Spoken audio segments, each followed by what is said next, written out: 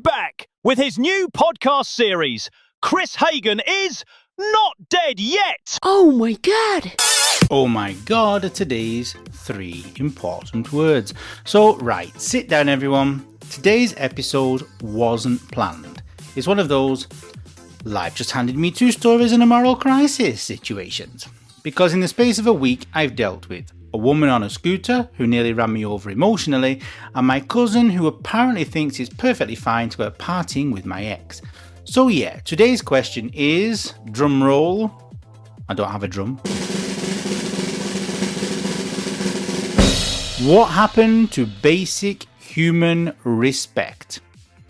Courtesy, loyalty, common sense. Are we just done with that now?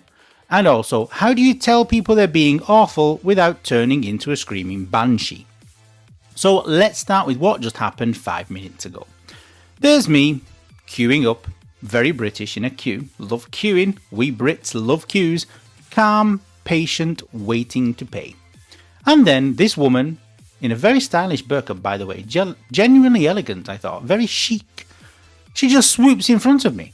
No eye contact, no hesitation, straight in, like a ninja with nectar points. Nectar points are from Sainsbury's, if nobody knows what Sainsbury's is. It's a supermarket in the UK. I say nicely, excuse me, I was here before you. She turns to me, blames the staff, and then says, oh my God, oh my God, oh my God. Oh my God. Like this. But like I just accused her of war crimes or something. And then, when I said to her, all you needed to say was, can I go before you? Or, sir, you're next. Because she's blaming the staff, as if the staff told her to push in front of me. She starts going off again. Oh my God, oh my God, oh my God. So I said, but a bit of respect and courtesy, social etiquette, no? Then she speeds off on her scooter. Ciao, off she goes. I mean, I was stood there thinking, what's happened to the world? I mean, the boy, because behind the counter there was a boy and a girl, a man and a woman. But because I'm old now, I think everyone's a child still. And the guy says to me, hey, relax, it's okay. He said, yeah, okay. I'm not angry. And the thing is, in certain Asian countries, people don't tell other people when they're wrong. And this is why customer service is poo in many Asian countries, because nobody complains. Nobody tells people when they are wrong. So I want to know, when did politeness become offensive? So let's be fair, there are some reasons, even if they're not good ones. For example, post-COVID social weirdness. We forgot how to be with people. We forgot how to be people. I mean, 2 years indoors, glaring at each other over masks. No wonder we've lost our social rhythm. Psychologists call it social atrophy, when empathy muscles weaken through lack of use. And people got used to isolation, and queue etiquette became optional.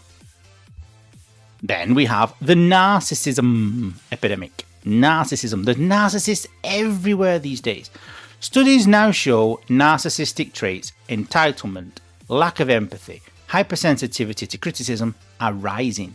Social media encourages it. Everything's me, me, me, me, me. The algorithm rewards outrage, not manners. So when you correct someone, even if you're doing it politely, they interpret it as an attack on identity. Now this is terrible. I mean, social media has basically removed all the filters and people just think everybody else, you can speak to people however you feel like. No, you can't. Also, we have now cognitive overload. Modern life is overstimulating. Everyone's juggling work, money, stress, notifications, money stress as well. Not only money and stress, notifications, doom scrolling. I mean, the amount of times I've been into, where did I go the other day? I went somewhere, I wanted to buy something. In Kuala Lumpur, I wanted to buy an adapter and there was a girl behind the counter paying zero attention to me or any other customers. And she was just scrolling through TikTok. And I said, hi, this adapter works for, I don't remember what. And she went, I don't know. Didn't even lift her head up. Stuck on the phone. Glued to the phone. Her eyes could not come away from that phone. Ignorant. It's terrible. When your brain is overloaded, self-awareness drops and courtesy is the first casualty, unfortunately. Now there's de-individuation. Now, this is a very, very fancy word. You're probably thinking, I've never heard that word before. But it's basically a fancy word meaning when people stop seeing others as people, but just as objects. In crowds, traffic or queues, people act as if others are just obstacles in their way. But it's not personal, but it feels personal when it happens to you. So yeah, Scooter Lady isn't Satan, she's just a walking case study in cognitive overload meets poor upbringing. Now, going to story number 2. My cousin and his new wife, they are newlyweds. Well, they're not actually newlyweds anymore, they've been married for almost a year. And his party choice, his party people, the people he decides to party with, let's say. So let's fast forward a few days. I found out my cousin and his new wife have gone to Milan. Well, first I actually found out they'd gone to Verona. I think it was Verona anyway. And I sent them a message saying, hi, I see you in Italy. Yes, we went to an exhibition, blah, blah, blah. Then I spoke to one of my friends in Italy and she said to me, oh, we bumped into your cousin and his wife at a concert. Okay, right, very good. And then a couple of days ago, then after that, I spoke to my cousin and said, oh, I believe you met my friend. And then my cousin, yes, we met her. Yeah, we met her. Yeah. We were at the concert in Milan. Yeah. Chatty. Then when I spoke to my friend's new boyfriend, he told me that he also met my ex. And I said, how? When? He was with your cousins. What? You what? So my ex, the one who treated me, let's say, less than kindly, not a villain, but let's just say I've been to hell and bought the fridge magnet. And my cousin knows this. He knows every detail of the breakdown, the heartbreak, and sleepless nights. Trust me, I got over the heartbreak now, definitely. Ciao. And yet, there he is, drinking Aperol Spritzes probably, with the man who made my life a cautionary tale. So, when I asked him about the trip, and he just said, yeah, Milan was great, just some drinks, nothing much. Nothing much? You forgot to mention you were out partying with my personal trauma in designer shoes? That's like saying we went for dinner, and Hitler popped in for dessert. So before I burn every family photo, let's break it down psychologically. Moral disengagement, coined by psychologist Albert Bandura.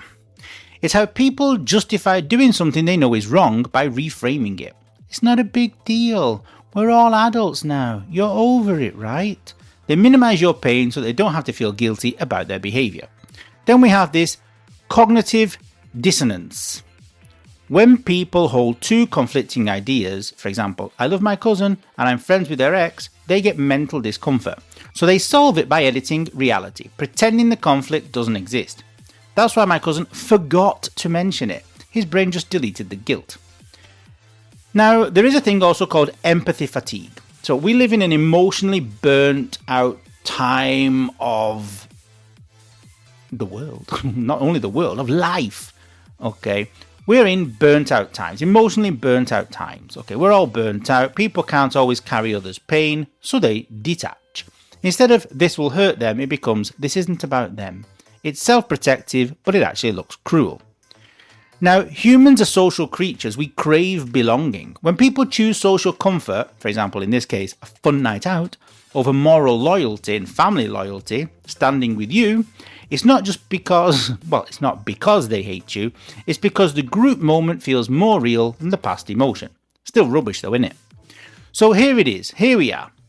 We have a woman in a scooter acting like basic queuing rules don't apply, and a cousin acting like friendship with my ex is no big deal. Different scenes, same disease, the disappearance of respect. I mean, when the woman in the supermarket said, oh my god, I thought, oh my god, she's understood her behaviour. But no, she was actually saying that towards me for telling her that she was wrong by pushing in without asking or apologising. What? Today we live in a world where people think boundaries mean suggestions. Saying I was here first makes you the villain, and the people who hurt you somehow become the life of the party. It's like common sense got deleted in a software update. The new iOS system of iPhone, which actually has a lot of bugs. Maybe this is why. Maybe this is what happened to this woman in the supermarket and also my cousin. But I'm not here just to moan, although it is fun. I actually want to understand it and fix it if possible. So how can we deal with these people? What can we do about it? How do we handle scooter ladies and cousins of betrayal without screaming into a baguette. I've created some little steps. So step 1, pause before you explode. Now I didn't explode, but this is for people who maybe want to hit the woman with a baguette. So when you feel your blood boiling, do nothing for 3 seconds. Neuroscience fact here, that gap, that 3 seconds, allows your I'm not even been drinking, allows your prefrontal cortex, the rational bit, to jump in before your lizard brain takes the wheel. You move from reactive to strategic. So step 2, describe, don't accuse. That's what I did. Instead of, you're rude, say, I felt disrespected when you did that. That's very, very posh. That sounds very therapist-y, but it works, does work. Maria Cento, ciao, she would agree. People shut down when they are blamed. They might listen when mirrored. In fact, I tried to do that by saying to this woman, but she just, oh my God, oh my God, oh my God. Maybe she could only say, oh my God. Maybe that was the limit of her English. If you want to do lessons, give me a call. Step 3, use humour as a diffuser. Now, okay, people say I'm funny, but it depends. So here, we're cutting in now. It's a new Olympic sport. But in a country where people don't really understand your language, that really wouldn't work. But you can try. Light sarcasm can point out bad behaviour without full nuclear meltdown. Step 4. She's like giving in. Accept you can't fix everyone. You can teach manners, you can model empathy, but you can't rewire someone else's conscience. Sometimes walking away with dignity is the best mic drop. I wrote this, but I wrote this one down, but to be honest, they need to be told. Whether you can fix them or not, they still need to be told what they did wrong. And step 5, model what you wish existed. Be the polite one, okay, the calm one. I was. But the thing is, in some countries in Asia, people think that when you tell somebody they're doing something wrong, they immediately think you're angry. Now, we Brits, as you know, we're famous for complaining. This is why our customer service is fantastic. We don't complain, but we just say when something is not as we wanted. For example, yesterday I ordered salmon. I sent the picture of exactly the kind of salmon I wanted, salmon fillets, and they sent me salmon steaks. And I told them, I don't eat salmon steaks. But now I have salmon steaks in my freezer that I will not eat. But they need to be told. That doesn't mean that next time I'm not going to go to that shop again. It just means next time, remember, that's not what I asked for. It's very simple. It's called customer service. So respect is actually contagious, you know. But somebody needs to start the epidemic, because if respect dies completely, what kind of world are we going to be living in? This is the question. So yeah, between the scooter lady and the Milan mafia of betrayal, I've had a bit of a busy week. But honestly, it's been enlightening, because both stories, one tiny, one emotional, prove the same thing. Most people don't mean to be cruel. They're just distracted, self-protective, or emotionally underdeveloped. It's not personal even when it feels personal. But I do have a little advantage to this story. It means I have to send 2 less Christmas cards and 2 less birthday cards. So, think of the positives. So next time someone cuts you off in a queue, in life, or in Milan, take a breath, find the humour, and remind yourself that manners, loyalty, and respect still exist, even if sometimes you have to carry them alone. Anyway, so my rant is over. The philosophy is complete. If you see me in a supermarket, just let me pay in peace. And if you want to go in front of me, if you're in a rush, just say, hi, excuse me, do you mind if I pay for this thing first? And I would probably say, yes. Because if somebody asks me in a kind way, of course I'm going to say yes. I'm not going to say, no, get to the back of the queue. Okay, I'm not that kind of person. So, and if you see my cousin in Milan, tell him I said hi, maybe check who he's drinking with. Well, so what can we do? What would you do in these situations? Are you a calm person? Are you a stressy person? Do you explode? What happens? In the situation of the supermarket, what would you do? Also, the situation with my ex and my cousin in Milan, what would you do? Would you just say, doesn't matter? But for me, family loyalty is quite important. So now, the day is still young. It's only 10 a.m.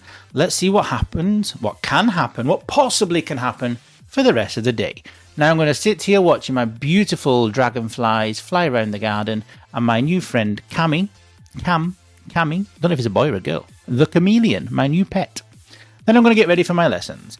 So let me know your opinion of these two amazing events that happened today and the last couple of days.